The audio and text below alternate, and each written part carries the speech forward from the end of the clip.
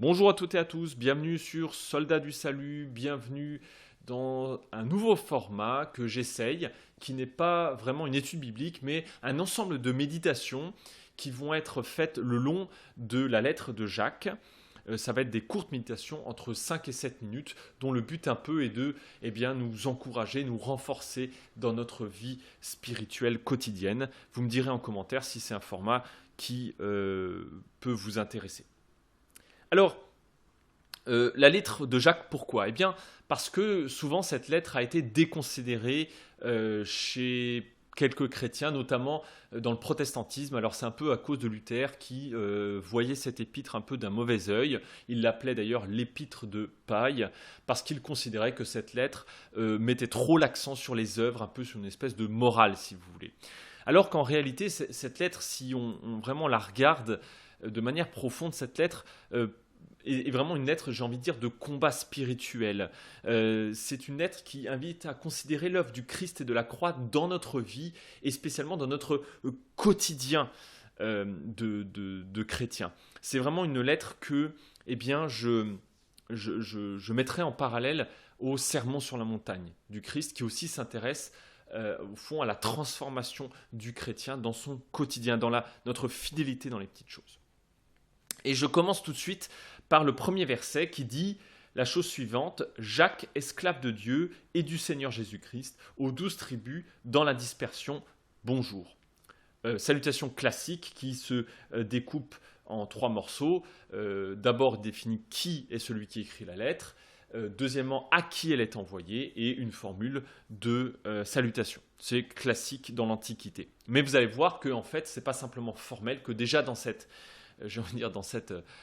adresse, il y a déjà tout un programme, j'ai envie de dire, spirituel.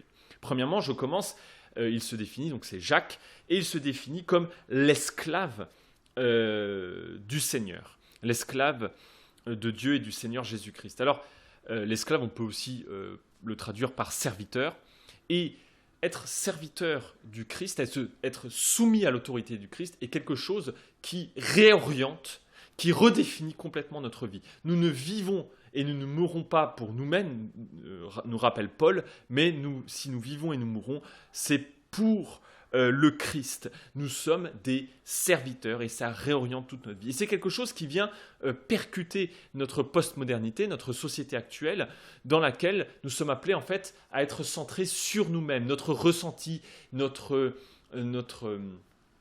notre propre bonheur d'un certain point de vue que nous sommes appelés à chercher en nous-mêmes.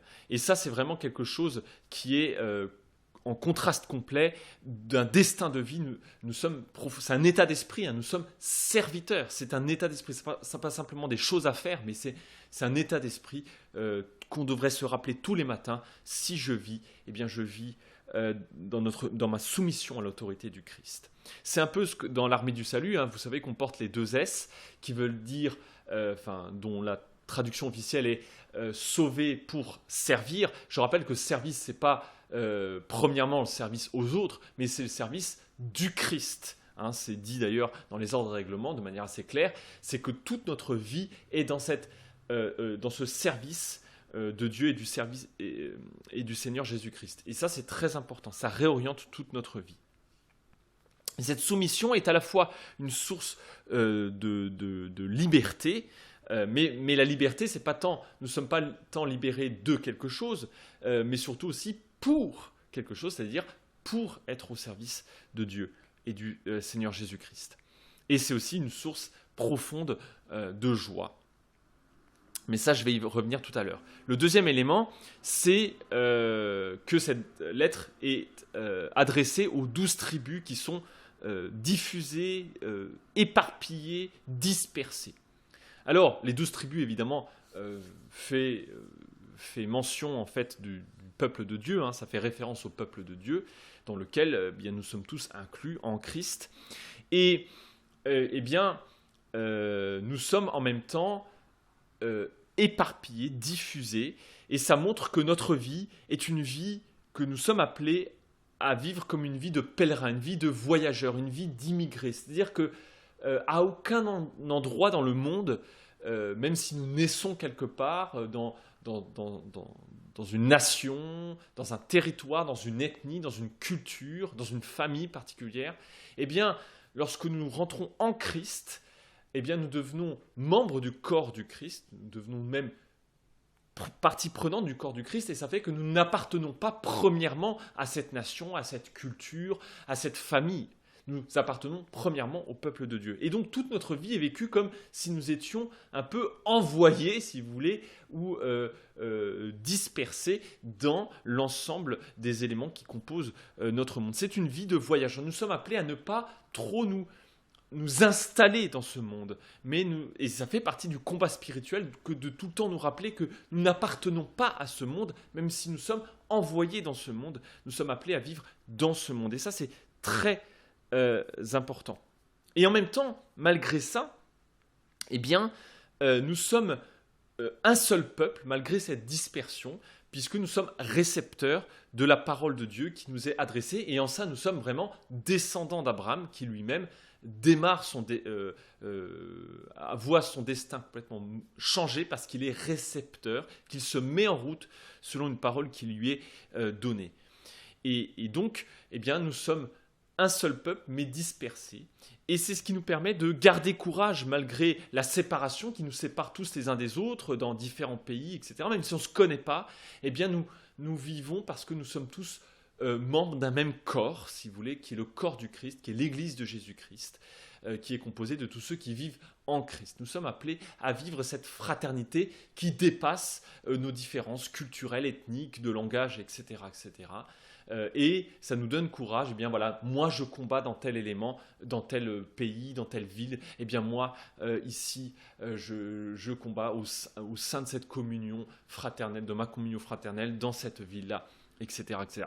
C'était d'ailleurs un peu le but de l'armée du salut. Nous sommes une seule armée internationale. Lorsque vous prenez les vœux l'alliance du soldat, eh bien vous n'êtes pas soldat d'un poste local, mais vous êtes soldats de l'armée du salut. Et nous sommes un peu tous dispersés dans les 132 pays, je crois, actuellement, où l'armée du salut appartient. Nous sommes tous en combat dans ces différentes parties. Et même si nous sommes dispersés, nous avons cette appartenance à cette même armée du salut qui est au service du Christ.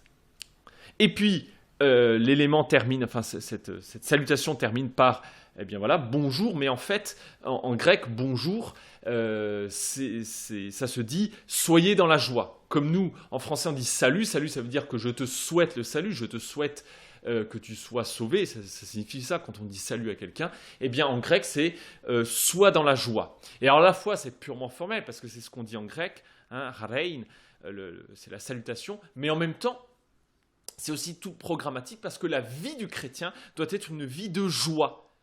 Dans cette dispersion, dans cette vie d'immigré, cette vie dispersée, cette vie de non-puissance, cette vie au service du Christ et de Dieu, eh bien, c'est une vie de joie. Une joie qui n'est pas une joie humaine, et ça, on va le voir tout à l'heure, le long de la lettre, mais qui est une joie profondément divine.